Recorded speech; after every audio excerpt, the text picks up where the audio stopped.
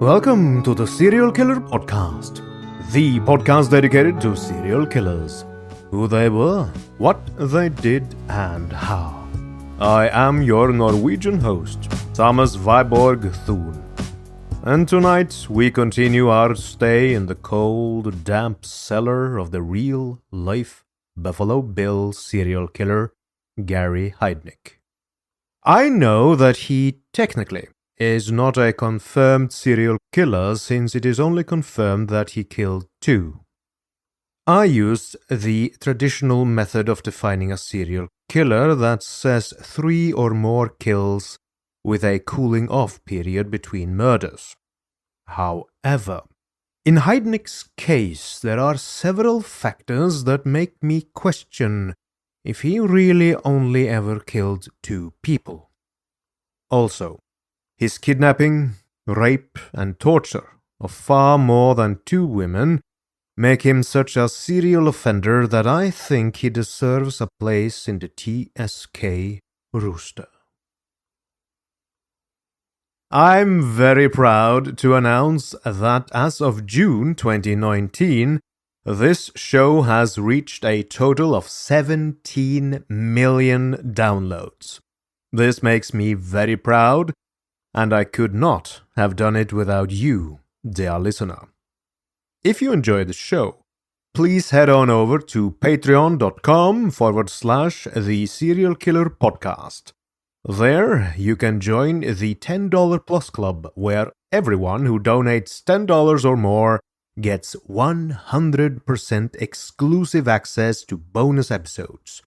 Right now, there are 3 such episodes out, and they really add spice to the show. Remember, patreon.com/The Serial Killer Podcast to support the show and gain exclusive benefits as an official TSK producer.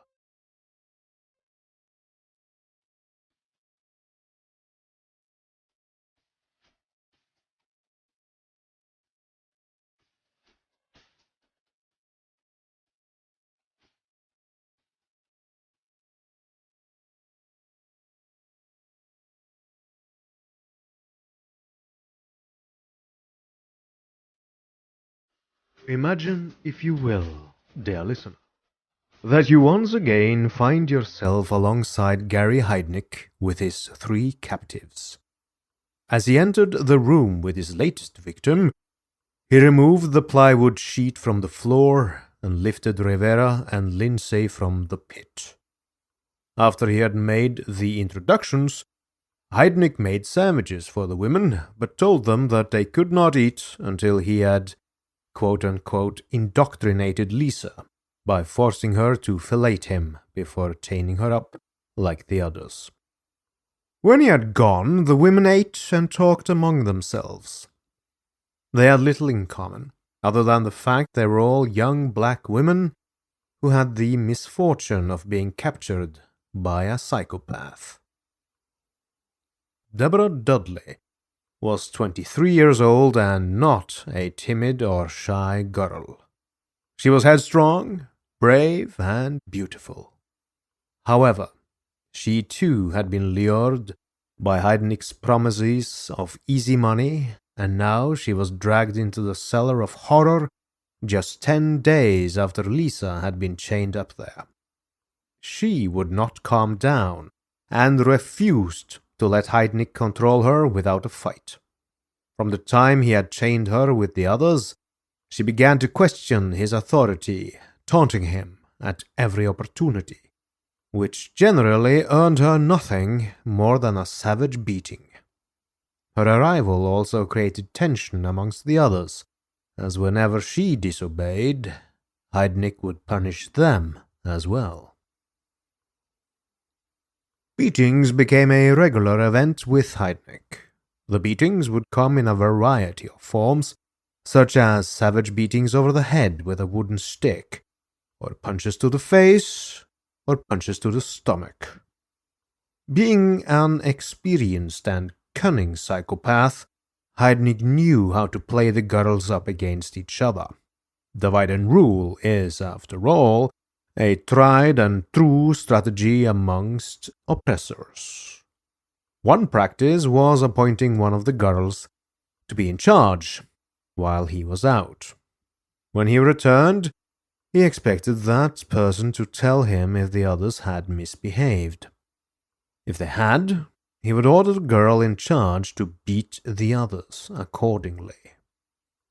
If there were no infractions to the report, or if the beatings weren't severe enough, he would beat them all. During this time, the worldly Rivera began to win his confidence by displaying a level of loyalty and obedience that convinced Heidnik that she actually enjoyed being one of his wives. His sexual appetite also changed with the arrival of Dudley, when, apart from raping all of them on a daily basis, he would often force them to have sex with each other while he watched.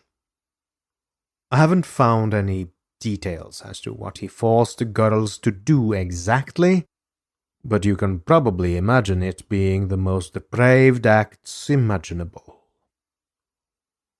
While personal hygiene did not seem to be a priority for Heidnik, he did, after several weeks, provide baby wipes the girls could wash their bodies with when the filth became overwhelming, even for Heidnik. Sometime later, he allowed the girls to have a rare bath, after which he would rape them and force them to have sex with each other yet again. The girls were generally kept on a starvation diet, but the amount and type of food that he provided seemed to change according to his mood. Some days he would give the girls only bread and water. The following day, it would be stale hot dogs or a peanut butter sandwich. One day, Heidnik got the, to him, brilliant idea that he could save money and trouble by giving the girls the same food as he gave his dogs. From then on, canned dog food was the regular food they got, and if they refused or complained, he tortured them until they ate it without complaint. And so it was that on the 18th of January, Heidnik went out again and returned with another black girl. He had picked up Jacqueline Askins, a tiny 18-year-old prostitute, on the north side of the city and brought her back to the house. As before, he savagely raped her and dragged her to the basement. But when it came time for the chaining, he found that the shackles were too big for her tiny ankles and used handcuffs instead. Later that day, he bought everyone Chinese food, and, as an added surprise, a bottle of champagne. The occasion was the 26th birthday of the woman that was fast becoming his favorite, Josefina Rivera. Rivera would later reveal that Heidnik was in good spirits because he had the idea that she and Sandra Lindsay had fallen pregnant to him, when this in fact was not the case. In early February 1987, Heidnik found reason to punish Lindsay when he caught her trying to move the plywood that covered the pit. The punishment was severe. She was forced to hang from a roof beam by a single handcuff attached to her wrist for several days. During this time, her condition deteriorated and eventually she refused to eat. This is not surprising, as being stretched out in such a position is extremely painful, and the strain on the body will eventually result in the victim being in a near catatonic state. Heidnik was convinced she was pregnant, so he tried to force-feed her pieces of bread. Towards the end of the week, still hanging from the ceiling, even though she was vomiting and running a high fever, Heidnik continued to force-feed her, often jamming food into her mouth and holding her mouth shut until she swallowed. The next day, she lost consciousness altogether. When Heidnik couldn't rouse her, he became angry and unlocked the handcuffs, dropping her to the ground like a sack of potatoes.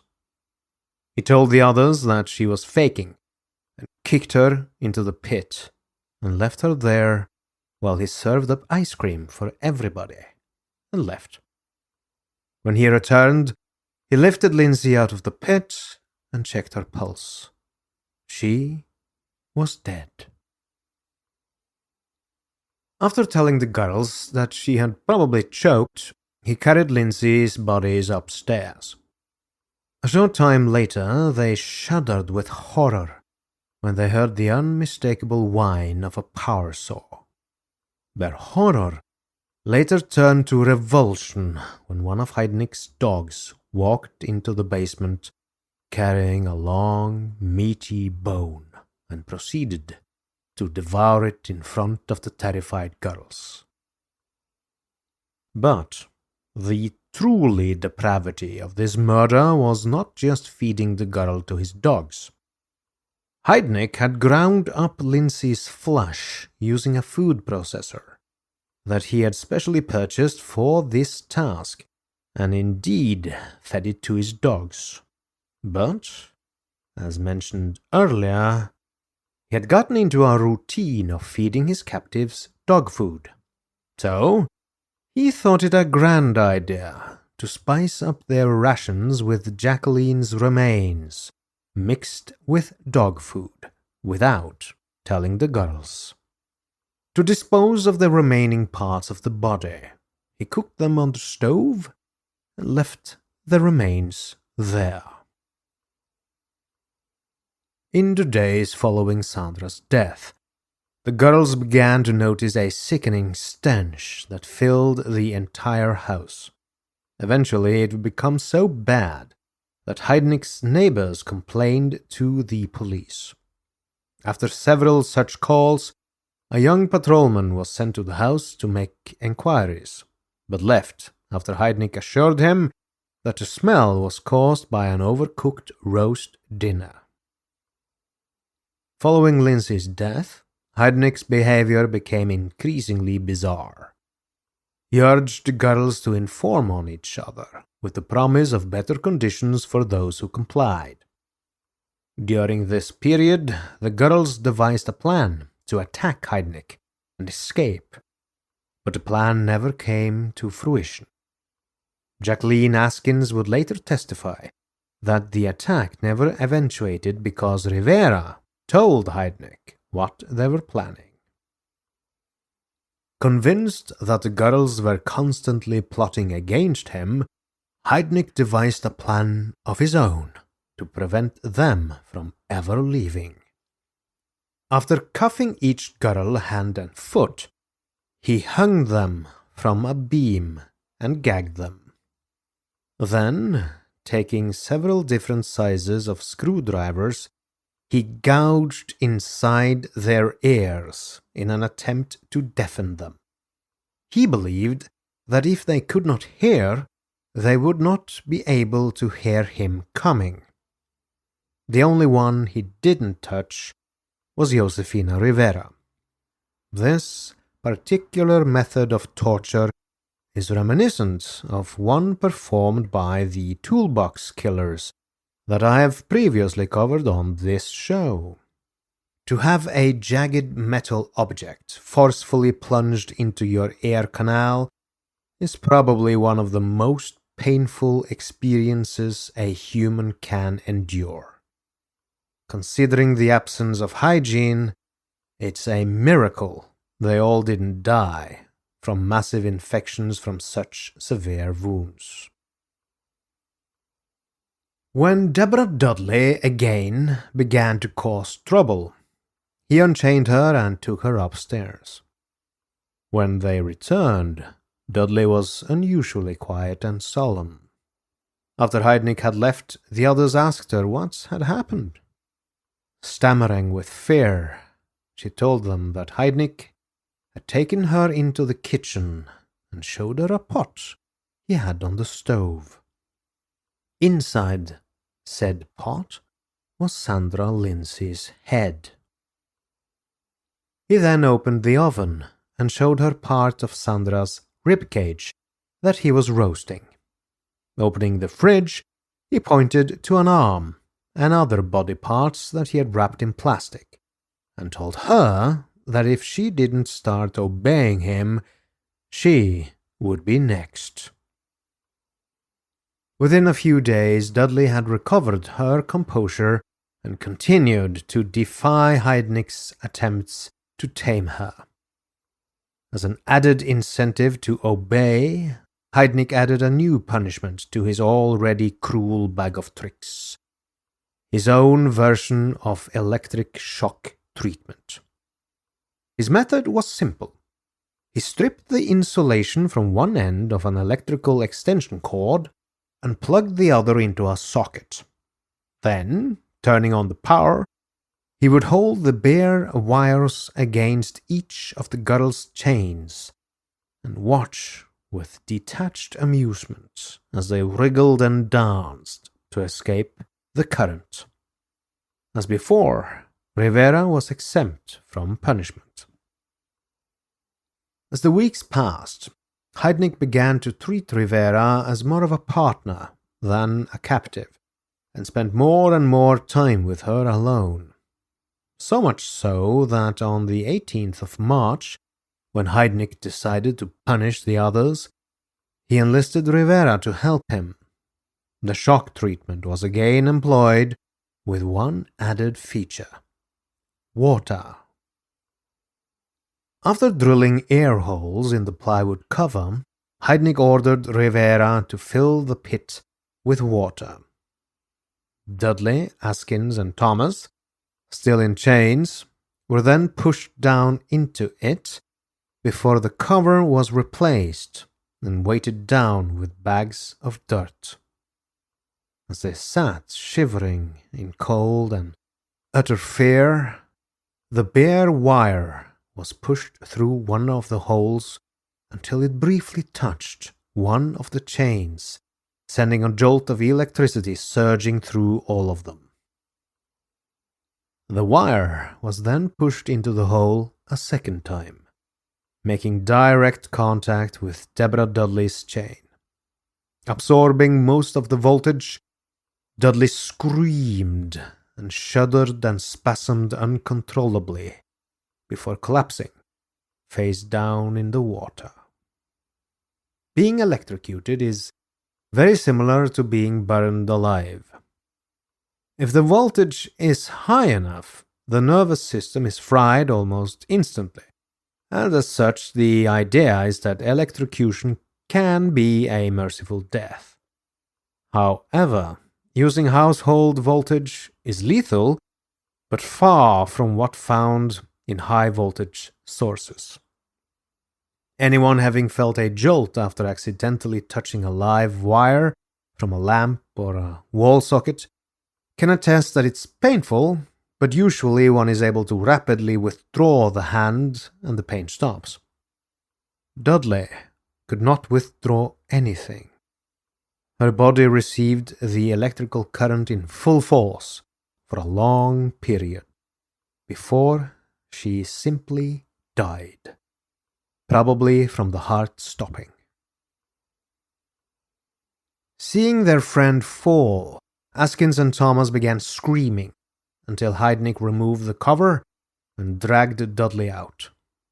After ascertaining that she was dead, Heidnik calmly made sandwiches and told the girls, "Aren't you glad it wasn't one of you?" He then left for a few minutes and returned with a pen and paper. Handing it to Rivera, he ordered her to write the time and date at the top of the page. When she had done so, he made her write a statement detailing how she had assisted him to electrocute Deborah Dudley.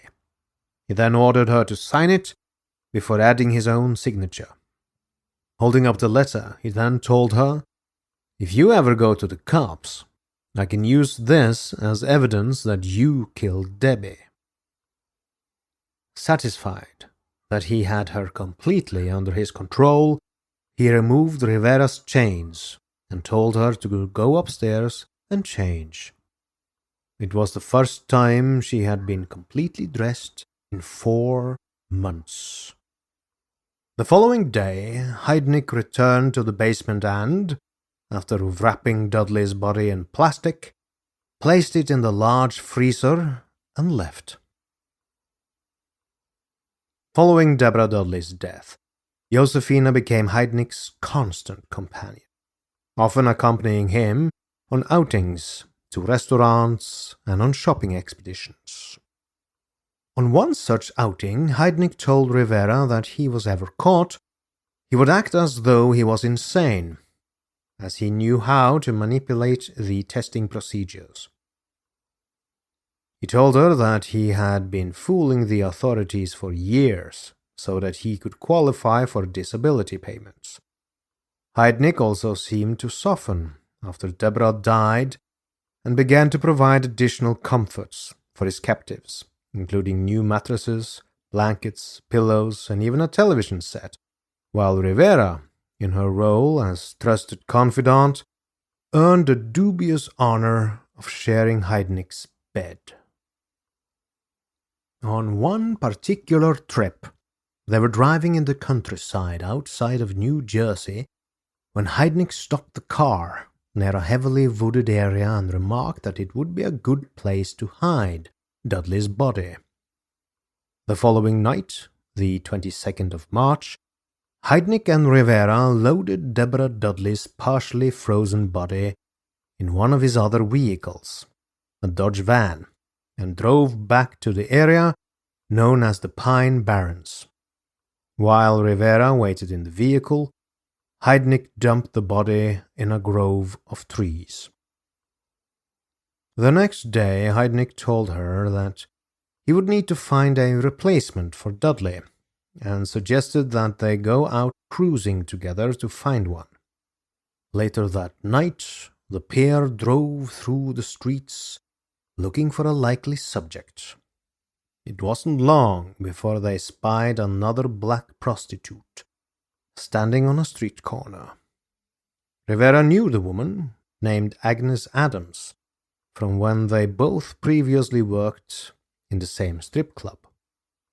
Curiously, Heidnik also knew Agnes.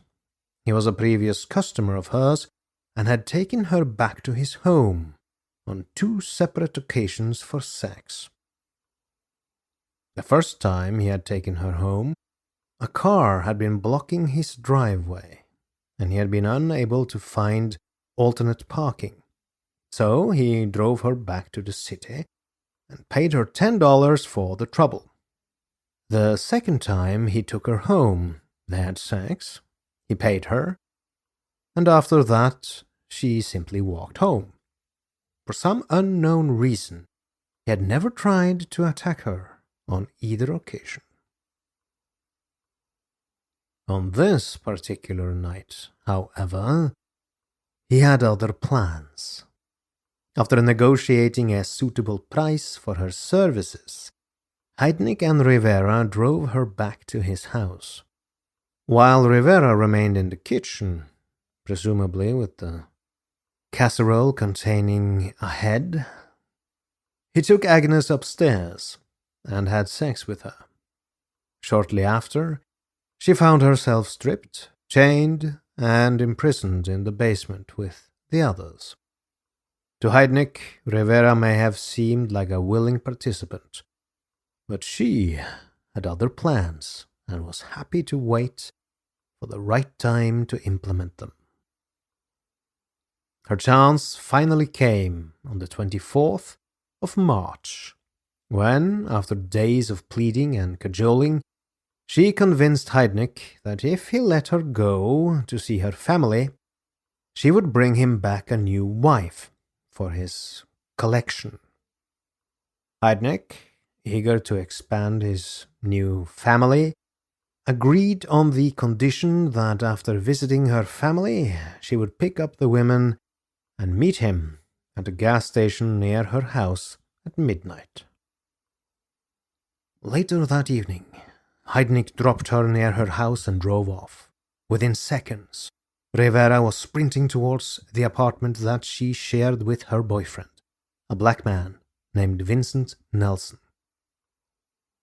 When Nelson answered the door, Rivera blurted out her incredible story, as she related how she had been taken prisoner, sexually abused, and tortured. Nelson wondered if she had lost her mind.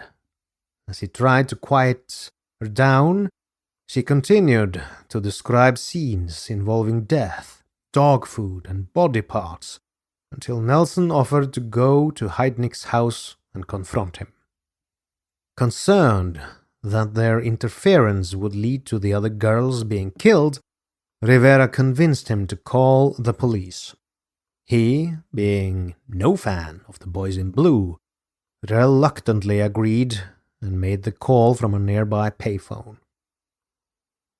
Several minutes later, 2 police officers, John Cannon and David Savage, pulled up alongside them. Again, Rivera told her incredible story. Like Nelson, Cannon and Savage also found it hard to believe until Rivera lifted the bottoms of her jeans and showed them the scars on her ankles where the chains had been. They were convinced and proceeded to the gas station where Heidnik was waiting in his Cadillac. As they took out their weapons and approached the car, Heidnik raised his hands and asked if they were there regarding child support payments. He was told that it was a far more serious matter and promptly was placed under arrest. After 4 months of unspeakable horror, Gary Heidnik's reign of terror was finally at an end. And so ends part 2 of the saga of the real-life Buffalo Bill, Gary Heidnik. Next week we come to the end of this saga of Gary Heidnik, so as they say in the land of radio, stay tuned. This podcast would not be possible if it had not been for my dear patrons who pledge their hard-earned money every month. There are especially a few of those patrons I would like to thank in person. These patrons are my 20 most loyal patrons. They have contributed for at least the last 26 episodes, and their names are Sandy, Maud, Amber, Anne, Charlotte, Christina, Claudette, Evan, Jennifer, Joe, Lisbeth, Mickey, Philip, PJ, Sarah, Russell, Mark, Lisa, Cody, and Troy. You really help produce this show and you have my deepest gratitude. Thank you. If you wish to join this exclusive club of TSK producers, go to theserialkillerpodcast.com/donate and pledge $15 or more to have your name read live on this show. As always, I thank you, dear listener, for listening. Please feel free to leave a review on your favorite podcast app, my Facebook page at facebook.com/the SK podcast, or Reddit. And please do subscribe to the show if you enjoy it. I have been your host, Thomas Warburg Thune, and if you like this show, you're going to love Pluto TV. Pluto TV is the leading free streaming television service. Watch over 100 TV channels and thousands of movies on demand, all for free. No credit card needed. No sign-up. You can download Pluto TV for free on all of your favorite devices today, including your phone. Roku, Amazon Fire TV, Apple TV, Smart TVs, PlayStation, and anywhere else you stream. Pluto TV is the easy and completely legal way to watch your favorite TV shows and hit movies for free. Thank you, good night, and good luck.